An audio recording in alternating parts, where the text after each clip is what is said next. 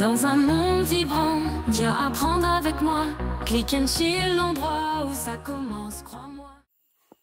Bonjour tout le monde, bienvenue au Costa Rica, bienvenue dans la jungle du Costa Rica. Bienvenue sur ma chaîne Click and Chill. Je suis vraiment fier que vous soyez avec moi pour écouter ce que j'ai à dire sur l'intelligence artificielle, sur le Costa Rica et puis sur la vie qui s'en vient pour le futur de l'humanité. Je fais ça sans prétention parce que les gens de mon âge, on a appris avec le papier, les crayons, puis même mon père, la même chose. On est arrivé puis ils nous ont mis une invention qui s'appelle les ordinateurs. On a appris tranquillement. Puis l'ordinateur, elle a évolué avec nous. Donc, elle a grandi aussi. Donc, avec un ordinateur un peu pas performant au début, avec des gros téléphones cellulaires, avec une grosse sacoche, etc. Et puis, tout s'est mis à rapetisser et la technologie a augmenté en rapidité, en force, en puissance. Et puis, jusqu'au jour où, aujourd'hui, les ordinateurs, les téléphones cellulaires sont rendus omniprésents dans notre vie tout partout. L'intelligence artificielle, domaine que je viens de terminer mes études en data science, en machine learning et en intelligence artificielle, est un domaine qui va prendre énormément de place dans notre vie dans les prochains temps. Et puis, sans être alarmiste, parce que le but de ma chaîne, c'est de faire en sorte de vous aider à grandir avec cette technologie-là et non pas à faire en sorte que ça devienne, qu'on reste chez nous et qu'on ne fasse plus rien, là. Donc, c'est important que vous compreniez la petite nuance, mais je vais quand même vous donner des sons de cloche qui vont faire qu'on va être au moins averti de qu'est-ce qui s'en vient avec nous. Donc, premier constat rapide, l'intelligence artificielle, c'est n'importe quoi que vous pensez, n'importe quelle tâche qui est possible à faire avec un ordinateur, l'intelligence artificielle est capable de le faire à notre place et mieux. Donc, si on pense, par exemple, à quelqu'un qui s'en va au supermarché puis qui va faire son épicerie, maintenant, il y a de moins en moins de caissières puis c'est des robots qui vont passer puis on va scanner nos articles avec la machine pour payer notre facture. Cette machine-là ne fait pas d'erreur. La caissière pourrait peut-être faire des erreurs. Si la machine est en retard, la machine ne sera jamais en retard, la caissière peut être en retard. La machine n'a pas besoin de vacances, elle a besoin de maintenance. Donc, plein de petites choses comme ça. Ça, je parle de l'épicerie, mais n'importe quoi que vous voulez avoir. Je donne un autre exemple qui est arrivé rapidement dans l'industrie, c'est les voyages. Donc, avant, on allait voir un agent de voyage pour booker les billets d'avion. Aujourd'hui, tout le monde fait ça en ligne. Les tickets de spectacle. Aujourd'hui, dans le temps, on faisait ça sur Internet. Maintenant, c'est le téléphone cellulaire qui devient notre propre billet. Donc, ça, c'est de l'intelligence artificielle aussi. Donc, c'est toutes des choses qui ont été créées pour faire en sorte qu'il y a moins d'humains qui interagissent avec le système. Donc, c'est un peu ça, l'intelligence artificielle, c'est d'essayer, si possible, de tout faire en sorte que toutes les tâches des êtres humains soient faites par une intelligence artificielle. Une intelligence artificielle, ça travaille 24 heures sur 24, 7 jours sur semaine, ça ne prend pas de vacances, c'est jamais en retard, ça coûte pas, ça fait pas des dépressions, ça coûte pas des ressources humaines, ça coûte rien de ça. Donc, pour un propriétaire d'entreprise ou un président d'entreprise, il y a deux volets là-dedans. Il y a des gens qui vont dire que moi, j'aime beaucoup l'être humain, puis j'aime ça travailler avec des êtres humains, jusqu'à temps que la compétition utilise des robots et qu'elles deviennent plus efficaces, moins d'erreurs, qu'elles travaillent 24 heures sur 24, 7 jours sur 7 pour livrer la marchandise ou le service demandé. Tandis que si on aime l'humain, mais l'humain, ça va prendre 3 chiffres de 8 heures pour arriver à faire la même chose. Ça va coûter beaucoup, beaucoup plus cher si on fait ce genre de travail-là. Puis ça va quand même créer des embouteillages, des trafics, des vacances, des retards, des choses comme ça. Alors que celui qui n'aura pas ces employés-là, ils vont avoir remplacé les humains par l'intelligence artificielle, va réussir à être capable de contrôler tout juste avec des commandes. Donc, c'est ça qu'on va être capable de voir ensemble comment ça fonctionne.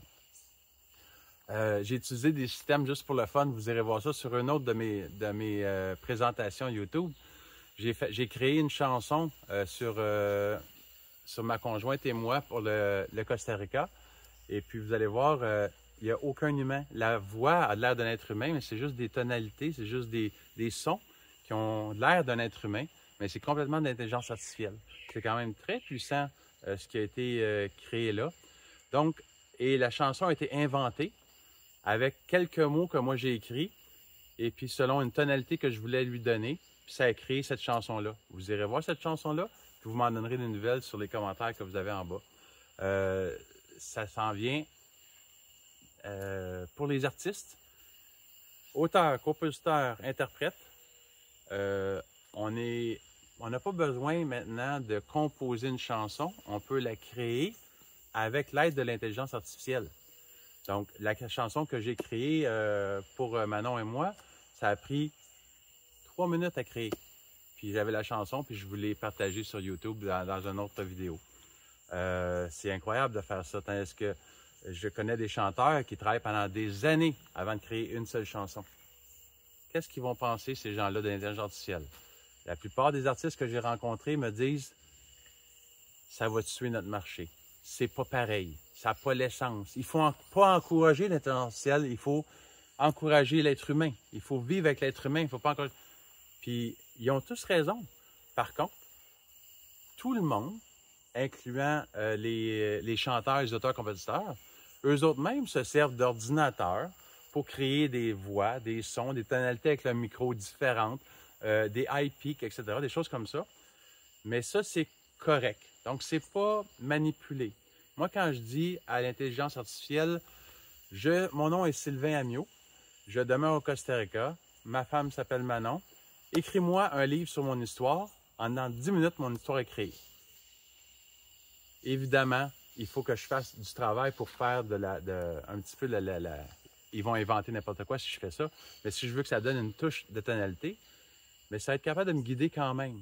Donc, un outil important à comprendre, c'est que comme un peintre a besoin des fois, les artistes, les animateurs qui font des dessins maintenant, ou les peintres, vont aussi manipuler des fois de l'information par ordinateur. Donc, on voit beaucoup de tableaux ou des peintures ou des choses qui ont été faites avec de l'aide électronique. Moi, quand je retouche mes photos avant de les publier, j'utilise Lightroom. Puis Lightroom me donne la possibilité de jouer avec la couleur, la densité de mes photos, etc. Puis en faisant ça, est-ce que je triche ou je triche pas? Donc, c'est à vous poser des questions de savoir qu'est-ce qui est correct ou pas correct. Est-ce que quand je vous montre une photo, puis vous faites « wow » avec la photo, puis que je l'ai touchée manuellement avec un logiciel informatique pour vous la présenter, est-ce que j'ai triché, puis est-ce que la photo est de moins bon goût? Est-ce que les grands artistes, les grands talents que vous allez voir à la télévision ou les grands talents que vous allez voir en spectacle, est-ce qu'ils ont déjà, vous pensez, touché à quelque chose autre que de la voix qui était pure et simple qui sortait de leur bouche? Donc, ils ont des micros, des effets spéciaux, des fanfares, tout ça d'équipements électroniques. Et cet équipement électronique-là, elle a été souvent manipulée par l'intelligence artificielle. Donc, je ne suis pas en train d'excuser l'intelligence artificielle, je ne suis pas en train de dire que l'être humain n'est pas important, mais je pense que l'être humain a un talent, l'être humain a une sensibilité qui est super importante, mais lorsqu'on donne une tâche à l'intelligence artificielle, une seule tâche, et puis qu'on fait, en machine learning, on appelle ça des essais-erreurs, comme je vais vous expliquer, on a commencé l'intelligence artificielle avec simplement un jeu d'échecs. Hein? Je ne sais pas si vous connaissez l'histoire, mais on a montré à un ordinateur comment ça fonctionnait les échecs. Donc, les pions, ça avance de ci, les tours, les fous, les reines, etc., les cavaliers. Donc, et puis, le but, c'est de mettre et mat le roi.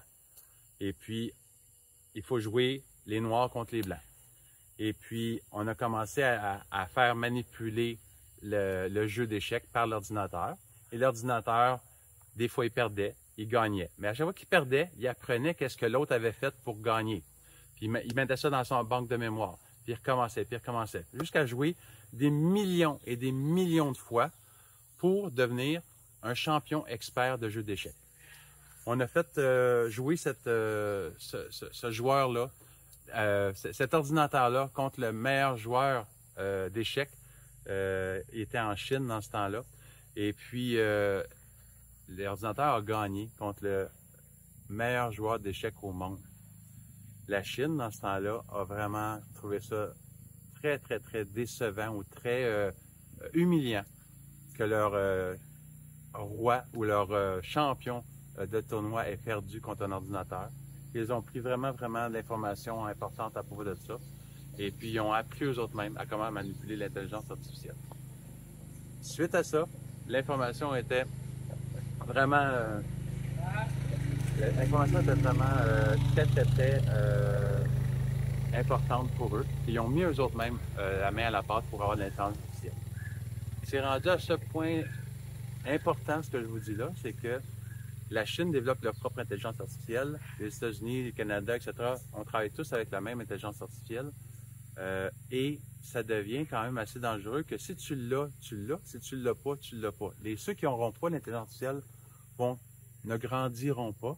Et ceux qui vont l'avoir vont grandir à un système exponentiel parce que ils vont demander à l'intelligence artificielle de manipuler une seule tâche et de la faire meilleure que l'être humain.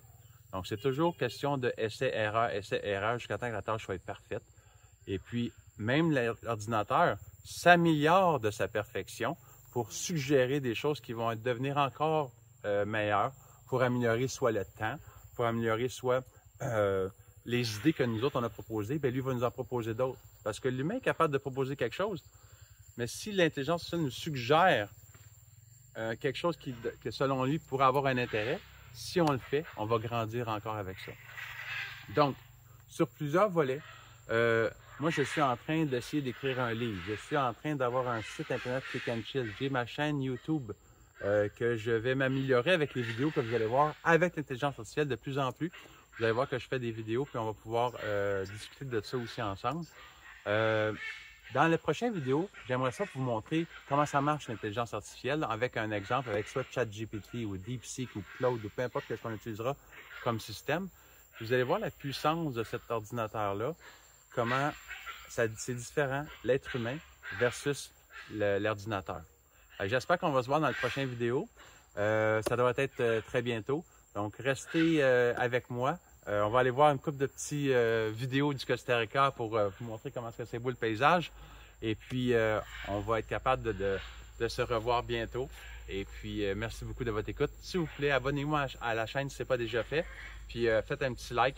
Je vais apprendre avec mes erreurs de comment est-ce qu'on peut toujours être meilleur. Puis, j'espère que vous allez me pardonner de pas toujours être parfait. Je ne veux pas être parfait non plus. Salut, merci beaucoup. Bienvenue au Costa Rica encore une fois. Bye bye. Dans un monde vibrant, viens apprendre avec moi. Click and chill, l'endroit où ça commence. Crois-moi, gérer le temps, c'est un art à perfectionner. Au Costa Rica, l'aventure à apprécier. Sous les palmiers, où la vie est douceur, on explore la nature, on laisse parler le cœur. Click and chill. Un espace d'ouverture, un moment tranquille. Intelligence artificielle, on y croit. Pour un futur éthique, ensemble on choisit la voie. Dans la jungle épaisse, les oiseaux chantent. Chaque instant que tu prends, c'est une chance charmante. À prendre la retraite, une vision à long terme. Dans ce havre de paix, on s'immerge, on s'affirme. Les animaux dansent au rythme de la vie. Click and chill, un royaume de clarté. Click and chill, un espace d'ouverture, un moment tranquille. Intelligence artificielle, on y croit. Pour un futur éthique, ensemble on choisit la voie. Explore les merveilles, écoute les sons. Chaque rencontre, chaque lieu résonne à l'unisson. Dans ce voyage, on